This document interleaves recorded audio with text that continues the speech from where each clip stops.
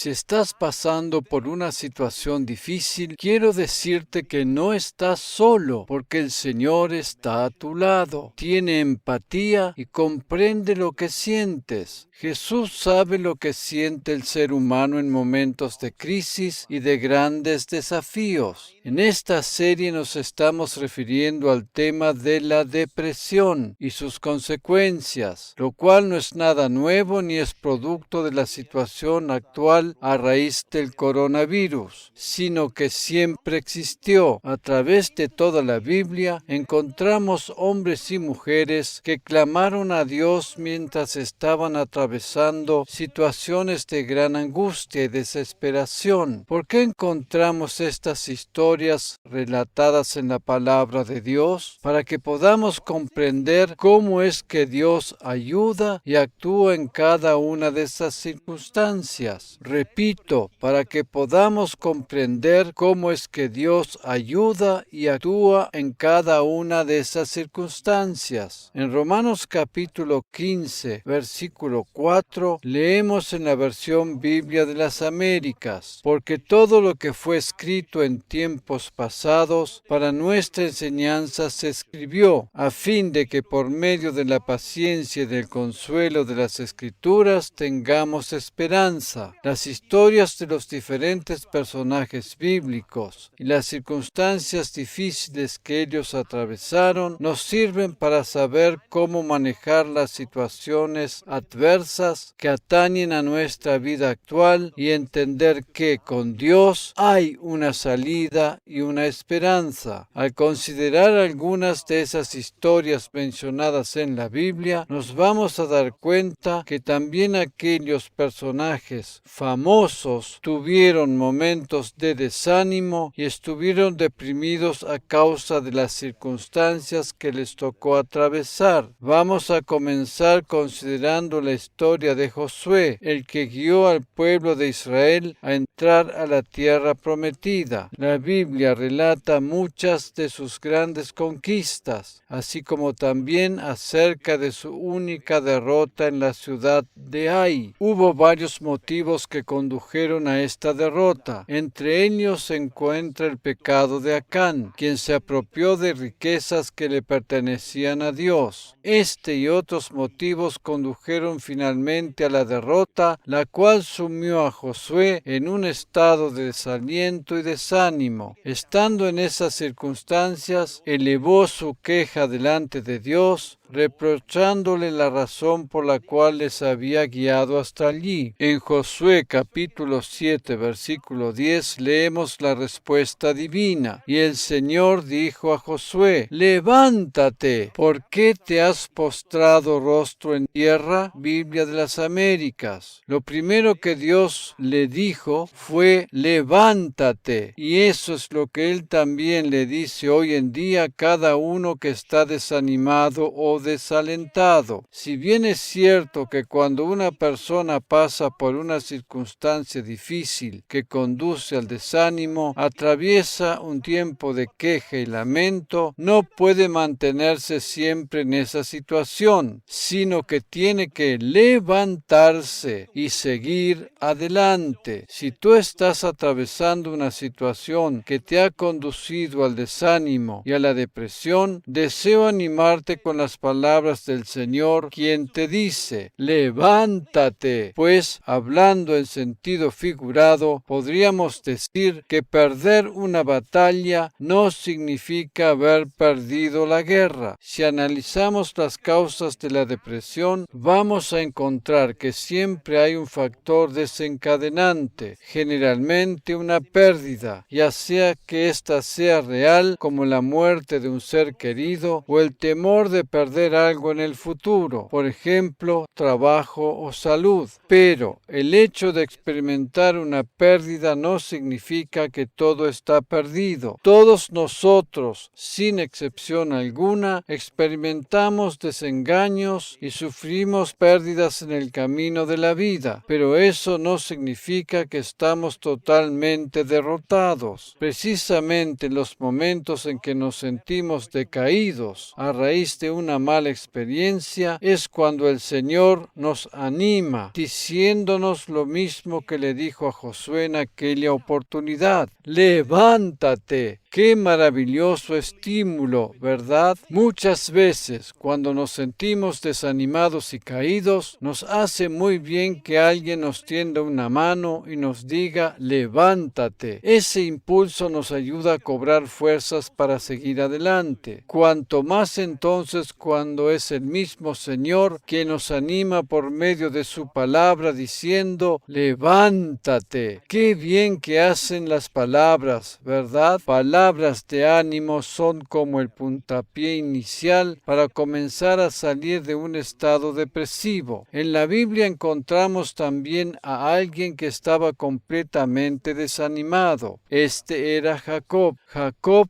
tuvo 12 hijos, quienes dieron origen a cada una de las 12 tribus de Israel. En el libro de Génesis encontramos la historia de lo que sucedió con José, uno de sus hijos, quien fue vendido por sus hermanos a unos mercaderes que iban hacia Egipto, donde más tarde y después de pasar un sinnúmero de peripecias, llegó a ser el segundo hombre más importante en la corte del faraón. Jacob estaba completamente desanimado, pues creía que su hijo había muerto e ignoraba completamente a dónde él había llegado. José, quien administraba sabiamente las riquezas de Egipto, supo almacenar alimentos suficientes en los tiempos de abundancia, y eso ayudó a mitigar el hambre de muchas personas cuando una gran hambruna azotó a toda aquella región. Jacob había oído hablar que en Egipto había provisión suficiente y envió a sus hijos allí para comprar alimentos. Cuando ellos llegaron a Egipto, no tenían la menor idea que aquel gobernante poderoso que tenían delante era su hermano, a quien ellos habían vendido muchos años atrás. José les proveyó de alimentos, pero no se dio a conocer de entrada. Él, habiendo oído que había un hermano menor, hijo de su misma madre, utilizó un par de tácticas para hacer que ellos volvieran trayéndolo, pues deseaba conocerlo. Para asegurarse que lo habrían de hacer como les pedía, obligó a Simeón a quedarse allí hasta que volvieran con Benjamín. Cuando ellos volvieron a la tierra de Israel con abundancia de provisiones, Jacob recibió la noticia que aquel gobernante de Egipto no ha permitido volver a Simeón, y demandaba además la presencia de Benjamín, su hijo menor. Él se angustió sobremanera, pues tenía temor a perder otro de sus hijos, como había sucedido muchos años antes con José. En Génesis 42, versículo 36, encontramos su reacción. Y su padre Jacob les dijo: me habéis privado de mis hijos. José ya no existe y Simeón ya no existe, y os queréis llevar a Benjamín. Todas estas cosas son contra mí. Biblia de las Américas. Otras traducciones expresan esta última frase de la siguiente manera: estas cosas acabarán conmigo. Todo esto acabará por matarme. Todo esto me perjudica. A mí tenían que pasarme todas estas cosas. Esto no podía llegar así de ninguna manera, pues Jacob estaba en las manos de Dios, y él le cuidaba y protegía constantemente. Nosotros, como hijos de Dios, estamos en sus manos y bajo su constante cuidado. Muchas veces ni siquiera tenemos idea de los peligros que somos guardados. Jacob, en su angustia y desesperación, pronunció palabras muy negativas basadas en el temor a la pérdida.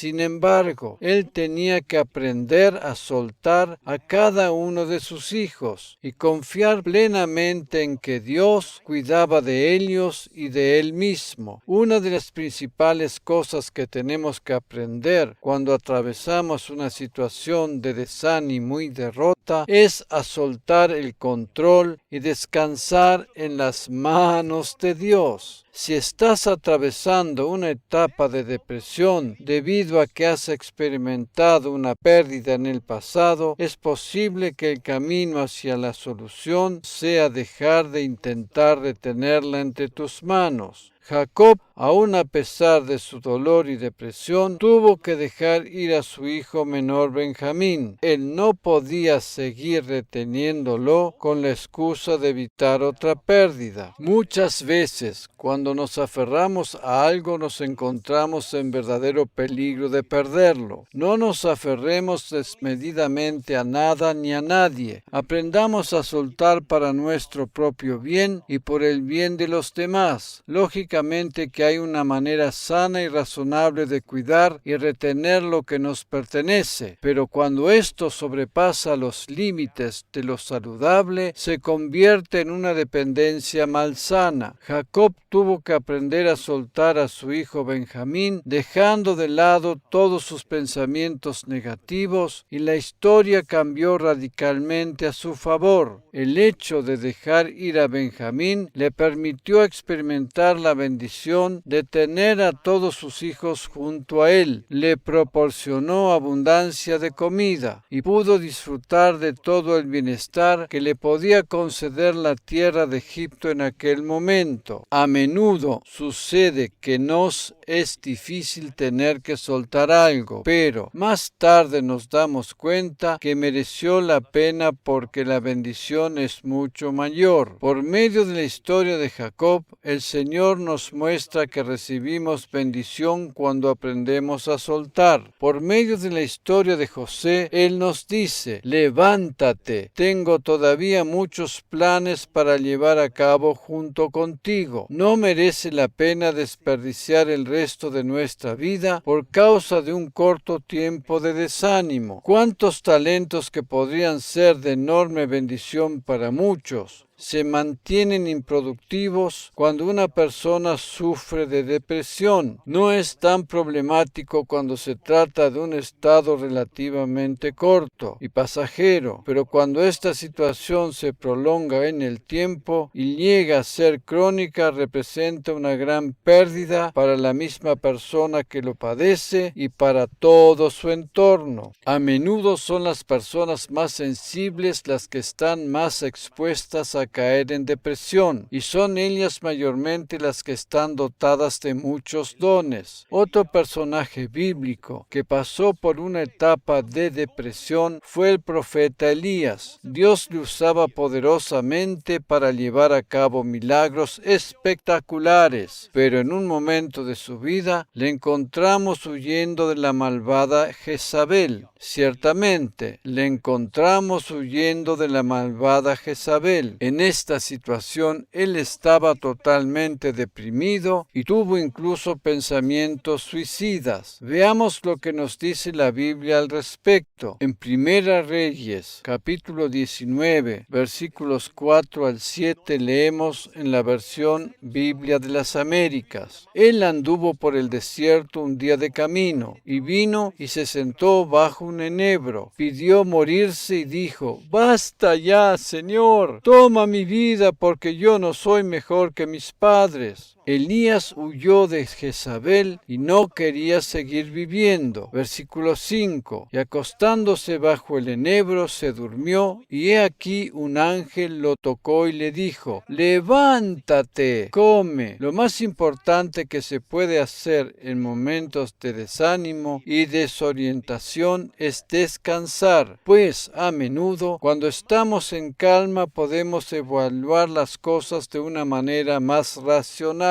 Cuando nos tomamos tiempo para descansar, el Señor nos sustenta por medio de sus ángeles. Versículo 6. Entonces miró, y he aquí que a su cabecera había una torta cocida sobre piedras calientes y una vasija de agua. Comió y bebió, y volvió a acostarse. El descanso y la comida fortalecieron al profeta. Es importante que el siervo de Dios no descuide su tiempo de descanso y preste atención a una buena alimentación, pues esa es la única manera de estar en forma para realizar las tareas ministeriales. El profeta Elías no estaba en un parque de diversiones, sino en pleno desarrollo de su ministerio, el cual abarcaba un sinnúmero de tareas importantes. Por esa razón, y precisamente precisamente porque necesitaba reponer fuerzas físicas, es que el Señor le concedió este tiempo de descanso y le proveyó alimento para fortalecerlo. Todo siervo de Dios está en condiciones de ministrar con más efectividad recién después que descansa en el Señor y confía en su provisión. Todo pastor o líder de la iglesia debe alimentarse primero con la palabra para poder alimentar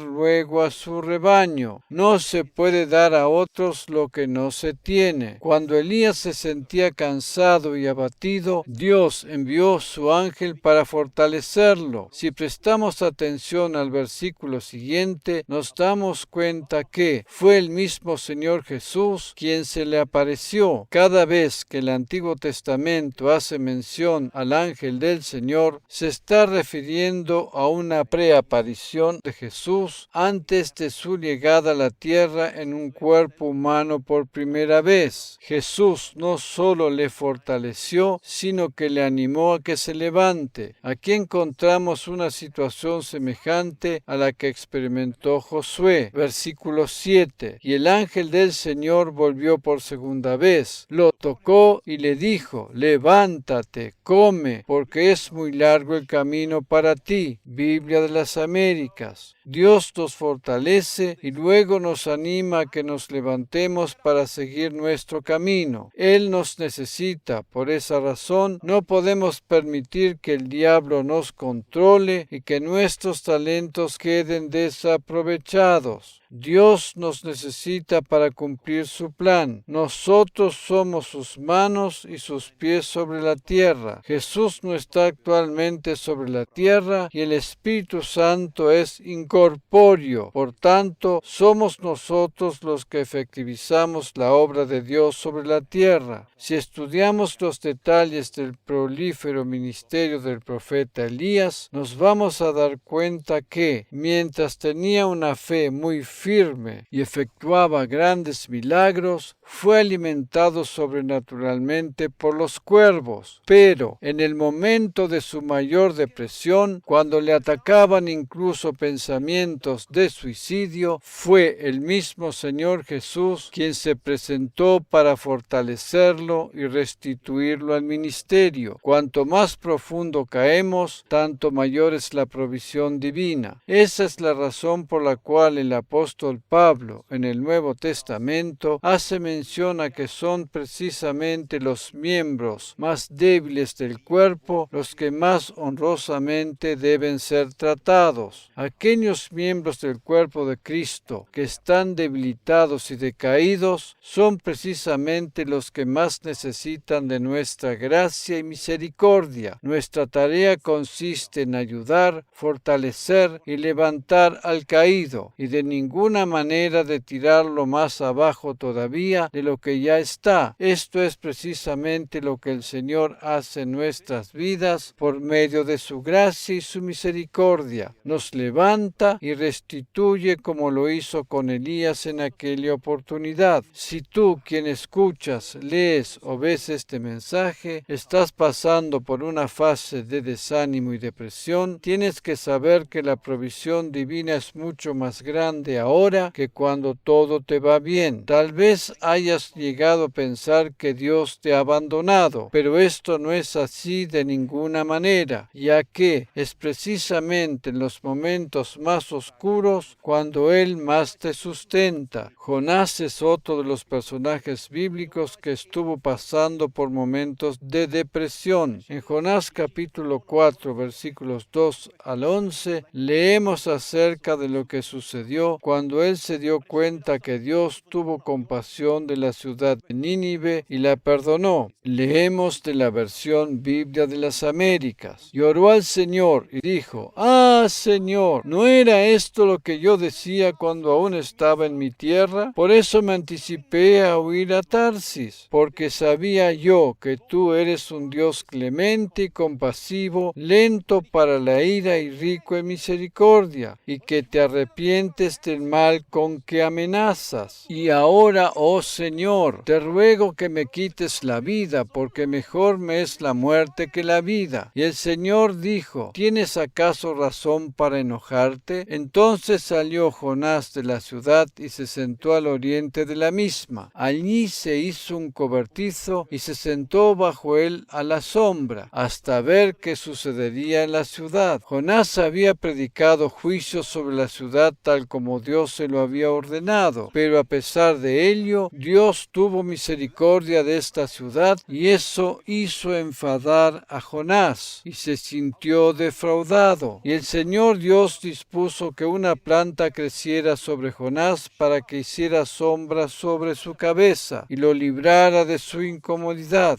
Y Jonás se alegró grandemente por la planta. Pero Dios dispuso que un gusano, al rayar el alba del día siguiente, atacara la planta, y ésta se secó. Y sucedió que al salir el sol, dispuso Dios un sofocante viento solano, y el sol hirió la cabeza de Jonás, y él desfallecía, y deseaba con toda su alma morir, diciendo: mejor me es la muerte que la vida. Jonás estaba completamente deprimido, a tal punto que deseaba morir, realmente deseaba morir. Entonces dijo Dios a Jonás: ¿Tienes acaso razón para enojarte por causa de la planta? Y él respondió: tengo razón para enojarme hasta la muerte. Y dijo el Señor: tú te apiadaste de la planta por la que no trabajaste ni hiciste crecer, que nació en una noche y en una noche pereció. ¿Y no he de apiadarme yo de Nínive, la gran ciudad, en la que hay más de 120,000 personas que no saben distinguir entre su derecha y su izquierda, y también muchos animales? La gente de la ciudad de Nínive estaba completamente desorientada y confundida, de la misma manera que lo está nuestro mundo en la actualidad. El mundo está desorientado y confundido,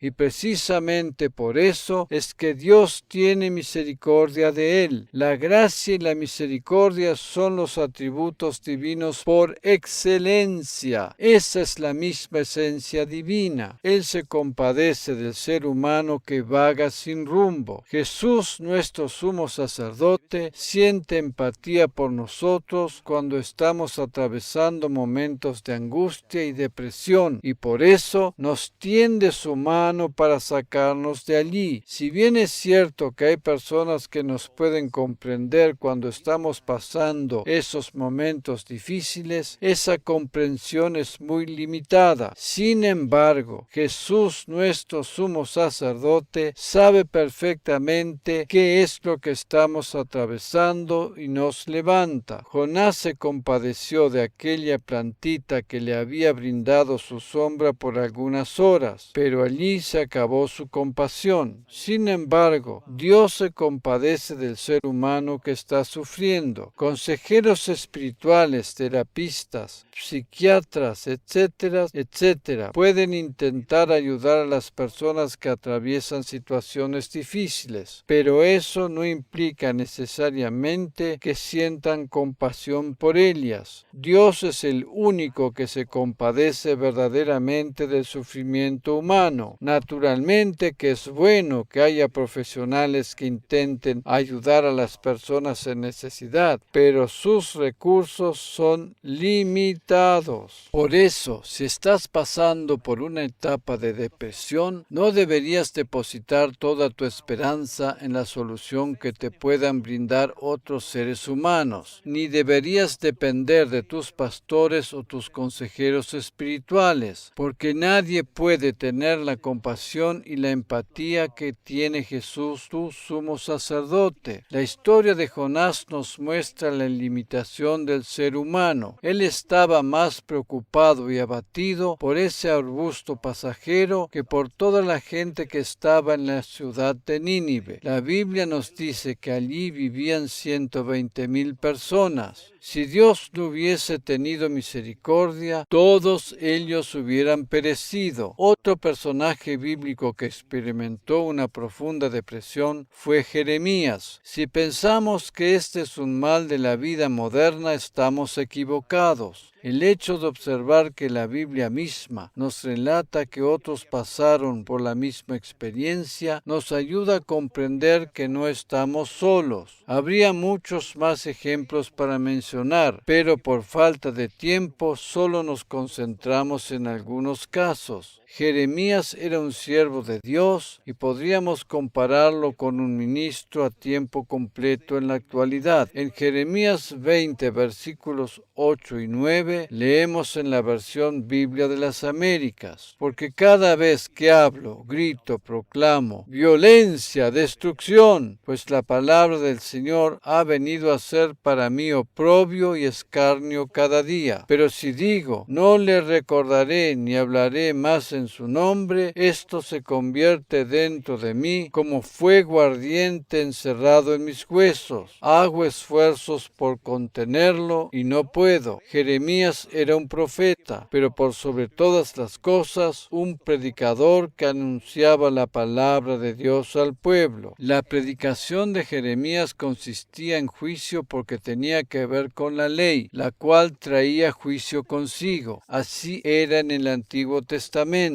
En el Nuevo Testamento, en cambio, el mensaje que debe ser predicado es el de la gracia y el favor divino. Damos gracias a Dios que la obra de Cristo en la cruz marca la gran diferencia entre los dos pactos. Jesús cargó sobre sí mismo todo el juicio por el pecado que nos hubiese correspondido a nosotros, y por eso le puso punto final a la ley, habiéndola cumplido por nosotros hasta en sus más mínimos detalles. El pasaje que acabamos de considerar nos muestra un predicador que estaba completamente desanimado y deseaba echar todo por la borda. Jeremías estaba cansado de predicar juicio y deseaba abandonar el ministerio. Por otra parte, él no tenía otra opción más que predicar ese mensaje, ya que estaba bajo la ley en la dispensación del antiguo pacto. Jeremías luchaba con sus sentimientos. Por un lado, deseaba abandonar todo y por otro lado, su corazón ardía por seguir predicando. Quiero decirte que, si Dios te ha llamado a predicar el Evangelio, no podrás dejar de hacerlo, aun a pesar de la tentación de querer abandonar todo a causa de momentos difíciles, desilusiones y malas experiencias con otras personas. Tu corazón seguirá ardiendo con el fuego del mensaje y solo te sentirás satisfecho cuando lo sigas haciendo. Jeremías se sentía tan extremadamente deprimido que llegó al punto de decir lo siguiente. Leemos ahora Jeremías capítulo 20, versículos 14 al 18 en la versión Biblia de las Américas. Maldito el día en que nací, el día en que me dio a luz mi madre no sea bendito. Maldito el hombre que dio la noticia a mi padre diciendo, te ha nacido un hijo varón, haciéndolo muy feliz. Sea ese hombre como las ciudades que el Señor destruyó sin piedad. Oiga gritos de mañana y alaridos al mediodía, porque no me mató en el vientre para que mi madre hubiera sido mi sepultura, y su vientre embarazado para siempre. ¿Por qué salí del vientre para hacer pena y aflicción, y que acaben en vergüenza mis días? Jeremías dijo cosas terribles, ¿verdad? Él veía las cosas completamente negras, pues estaba sumido en una profunda depresión y se sentía completamente agotado. Este es un gran peligro al que están expuestos los pastores y líderes en todo el mundo. Jeremías es el típico ejemplo de lo que experimenta un ministro a tiempo completo. Por lo general, los pastores y líderes de una iglesia somos personas que casi siempre estamos echando una mirada introspectiva dentro de nosotros mismos con el fin de evaluar nuestros propios actos y decisiones, de buscar las causas de nuestros posibles fracasos y de analizar lo que supuestamente podríamos haber hecho mejor. Esta forma introspectiva de ver puede conducir a la depresión. depresión. Por un lado, esto es parte del ministerio mismo, ya que un pastor o líder tiene que aprender a escuchar la voz interior para saber qué es lo mejor que pueda darle a su congregación. Pero, por otra parte, el hecho de estar constantemente buscando causas de fracaso en sí mismos tiene una connotación negativa. Esto último le sucedió a Jeremías en aquella oportunidad. Esto que acabo de decir no se puede aplicar a todos en general, sino que atañe solamente a los pastores y líderes de una congregación. Todos aquellos que están en el ministerio comprenden perfectamente a lo que me refiero. Por esa razón es bueno que cada pastor o líder aprenda a mantener un sano balance entre las responsabilidades del ministerio y otras actividades, como podrían ser practicar un deporte o tomarse tiempo para una caminata al aire libre sin necesidad de sentirse culpable por ello. Eso habrá de contribuir para mantenerse sano y vital. Damos gracias a Dios por el mensaje de la gracia, ya que éste nos proporciona un gran descanso y nos saca de las demandas de la ley, pero lamentablemente hay muchos que todavía no tienen la revelación del mismo. Es muy triste observar que, especialmente en Estados Unidos, la tasa de suicidios entre pastores y líderes ha aumentado considerablemente en relación a épocas anteriores. Constantemente estamos recibiendo noticias de estos hechos lamentables que podrían haber sido evitados si ellos hubiesen aprendido a manejar la presión del ministerio. Según tengo entendido y de acuerdo a lo que he analizado, todos esos pastores y líderes que han llegado al punto de quitarse la vida pertenecían a iglesias legalistas y no tenían la revelación del mensaje de la gracia como lo conocemos nosotros. Eso es muy triste y no tendría por qué haber sucedido. Todos ellos, aun aquellos que se oponen al tema de la gracia e intentan vivir bajo la ley, son, al fin y al cabo, nuestros hermanos en Cristo. Nuestra tarea no es juzgarlos o criticarlos, sino seguir impartiendo el maravilloso mensaje de la gracia y el favor inmerecido que recibimos por medio de la obra de Jesús a nuestro favor. Otro personaje bíblico que menciona algo con relación a la depresión fue Emán, uno de los hijos de Coré, el cual era uno de los cantores del templo nombrados por el rey David. Ver 1 Crónicas capítulo 6 versículo 33. Él fue el autor del Salmo 88, el cual es considerado el salmo más triste de todos. Allí en los versículos 3 y 4 leemos en la versión Nueva Traducción Viviente: mi vida está llena de dificultades y la muerte se acerca. Estoy como muerto, como un hombre vigoroso al que no le quedan fuerzas. Estas son expresiones muy depresivas, ¿verdad? Más adelante en el versículo 18 leemos: me has quitado a mis compañeros y a mis seres queridos. La oscuridad es mi mejor amiga. Aun a pesar de estas palabras tan negativas, el Señor desea decirnos algo por medio de ellas. ¿Dónde encontramos la solución para salir de esta situación tan depresiva? Emán, sin saberlo en aquel entonces, escribió este salmo mesiánico que hacía referencia a lo que Jesús habría de sufrir más adelante en su obra redentora en la cruz a nuestro favor. En aquel momento Jesús se sintió abandonado por su propio Padre a causa del peso del pecado que cargó sobre sí mismo. Él dijo: Dios mío, ¿por qué me has desamparado? Jesús cargó sobre su propio cuerpo todos nuestros pesares y debilidades. Él mismo, por medio de su obra perfecta en la cruz a nuestro favor, es la solución para cualquier cualquier tipo de depresión, lo cual equivale a un tiempo de densa oscuridad donde no se encuentra una salida. Él cargó con esa oscuridad sobre sí mismo para que nosotros podamos ser sanados y restablecidos de nuestras horas más oscuras y tenebrosas. Si estás pasando por un tiempo de depresión, oscuridad y angustia, tienes que saber que no estás solo, que Jesús, tu sumo sacerdote, sabe lo que estás atravesando y siente empatía con tu dolor. Él te extiende su gracia como lo hizo también con todos aquellos personajes bíblicos que pasaron por lo mismo. Esos ejemplos que acabamos de considerar, junto con otros más que no hemos podido mencionar por falta de tiempo, están recopilados en la Biblia para que nos sirvan de aliento y ánimo con el fin de que podamos levantarnos en esperanza y victoria en medio de la oscuridad que intenta derrumbarnos. Jesús es nuestra luz y nuestra verdadera esperanza viva. Amén.